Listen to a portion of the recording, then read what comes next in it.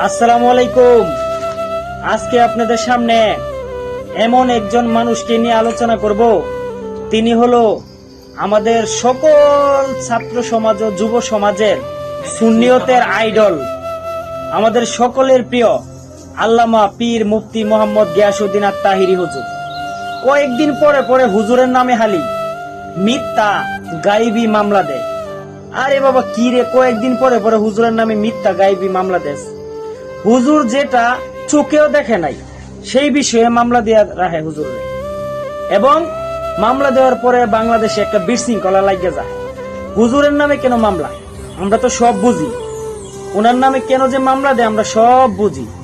ওনাকে মামলা দেয় এই কারণে, ওই তারা জানে, তারা মানে কারা আপনারা তো অবশ্যই জানেন, তারা অবশ্যই জানে বুঝি এই তাহিরি হুজুরকে যদি একটু দামায় রাখান যা, তাইলে সুন্নি জামাতের বিভিন্ন ওয়াজে যে লাখ লাখ মানুষ হই, এই লাখ লাখ মানুষ যুবকরা কয়েকদিন হুজুরের কথা শুনতে পারতো না, তখন তো সুন্নি জামাতের বক্ত কইমা যাইব বা হুজুরের বক্ত কইমা যাইব।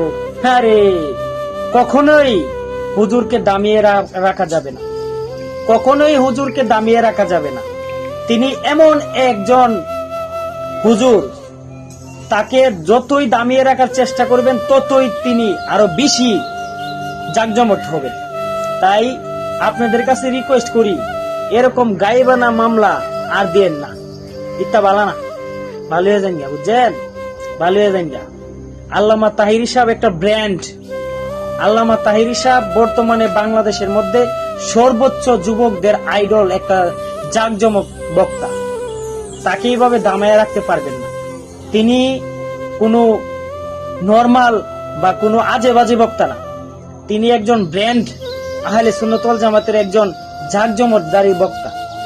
কাজেই আপনারা যারা এভাবে কয়েকদিন পরে পরে এরকম গায়েবানা মামলা দেন, আপনারা সঠিকভাবে ঠিক হয়ে যান, বুঝছেন। এই গায়েবানা মামলা দিয়েন না, অযথা কয়েকদিন পরে পরে গায়েবানা মামলা দেন আর কয়েকদিন পরে পরে মামলা জামিন পাই। কারণ তিনি এরকম কাজ করবো দূরের কথা, চোখেই দেখেন, আর আপনারা কয়েকদিন পরে পরে মামলা দেন, এগুলো ঠিক না, বুঝছেন। আপনারা ভালো হয়ে যান, ভালো হইলে টাকা পয়সা লাগে না, বুঝছেন, ভালো হয়ে যান। আপনাদেরকে রিকোয়েস্ট করি, সবাই ভালো থাকবেন, সুস্থ থাকবেন, কথাগুলি মাথায় রাখবেন।